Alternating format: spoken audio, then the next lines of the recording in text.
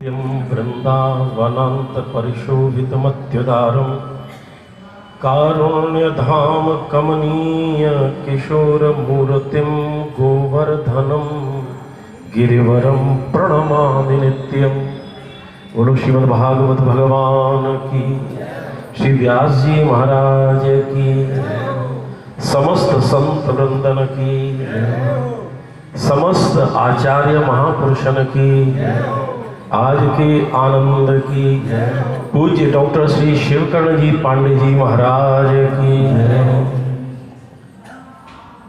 परम श्रद्धेय व्यासपीठासीन पंडित श्री नेत्रपाल जी शास्त्री जी महाराज, श्रीमद जगत गुरु पीपा द्वारा आचार्य पूज्य श्री बलराम बाबा जी महाराज, उमापीठ वाले पूज्य श्री स्वामी श्री रामदेवानंद जी महाराज, हमारे ललित व्यास जी एवं अयोध्या और वृंदावन की परंपरा के दिव्य गौरव श्रीमद जगत गुरु आचार्य श्री राघवाचार्य जी महाराज और पूज्य बिरागी बाबा आश्रम के दिव्य परंपरा को निर्वहन करने वाले श्री पूज्य बाबा महाराज, ज्ञान छोटू भैया एवं त्रिवेदी जी, समस्त सामवेद के उपासक एवं भागवत के उपासक ऋषि पुत्रगण। मैं अभी तक कलकत्ता में हूं और मैंने आचार्य श्री नेत्रपाल जी से ये कही भी कि मैं कथा में तो नहीं, लेकिन लास्ट वाले दिन, लेकिन एक बात जरूर है कि रेल स्टेशन से चल रही हो और रिजर्वेशन वाला डिब्बा यदि अपने हाथ में नहीं भी आवे और अंतिम डिब्बा यदि अपने हाथ में आ जाए तो पहलो रिजर्वेशन में बैठो और पहलो डिब्बा जो स्टेशन पे जा समय पे पहुंचेगा, पिछलो डिब्बा भी वही स्टेशन पे वही समय पे पहुंच जाएगा, मैं कोई संदेह।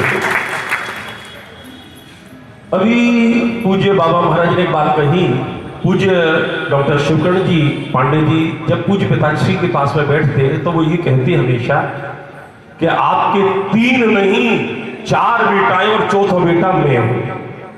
ये पूज्य पिताजी के सामने अधिकांश कहते और मैं उनको अपने अग्रज के रूप में, भैया के रूप में मानता हूं और हमेशा उनके पास में स्नेह प्राप्त हो। तो पूज्य पिताश्री ने एक बात कही, ये जो अष्टोत्तर शत को आयोजन है, अष्टोत्तर शत पारायण अस्मिन्नेव जन्मनि श्री कृष्ण साक्षात्कार।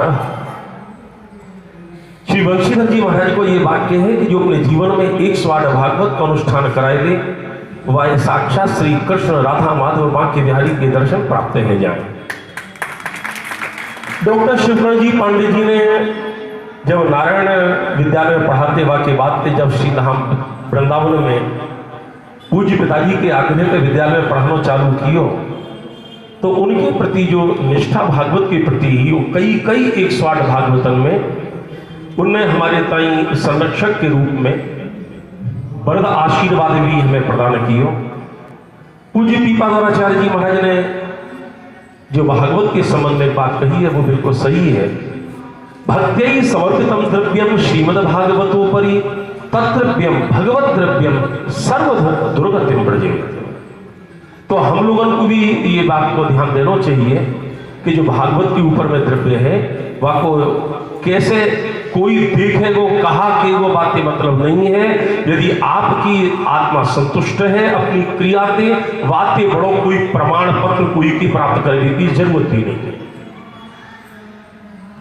श्री शिवकर्ण जी पांडे जी ने अपने जीवन के उत्तरार्ध में भागवत जी के लिए ही सर्वस्व मान लियो, यहाँ में भी कोई संदेह नहीं है। हमारे श्री नेत्रपाल जी ने जो बाबा ने कही अभी कि गुरु परंपरा की जो यहाँ पे एक उदाहरण प्रस्तुत किया है वो अनुकरणीय, अभिनंदनीय और वंदनीय है। और ज्यादा अभी तो बोलने को कोई अभी औचित्य नहीं है। जैसे बाबा ने कही कि अग्निकुंड में स्वाहा हुए तो देवता प्रसन्न होए, और बाबा जब पत्थर पर बैठ के ब्राह्मण आहा करें तो सबन के पुरखा और सबन के देवता प्रसन्न रह जाए। महाराज ब्राह्मण जब बैठे तो देवता ने कहीं स्वाहा स्वाहा करे और जजमान जब परिणति परोसे पत्थर पे बैठो ब्राह्मण आहा आहा करे तो दिव्यता की प्राप्ति हो। अब इनकी आहा आहा को समय है, अब स्वाहा तो जो कछु होगी सो होगी। हम प्रणाम करें व्यासपीठ को, समस्त सम्मानित मंच को प्रणाम करते हुए वंदन करूं, अभिनंदन करूं और वाणी को बंद करूं।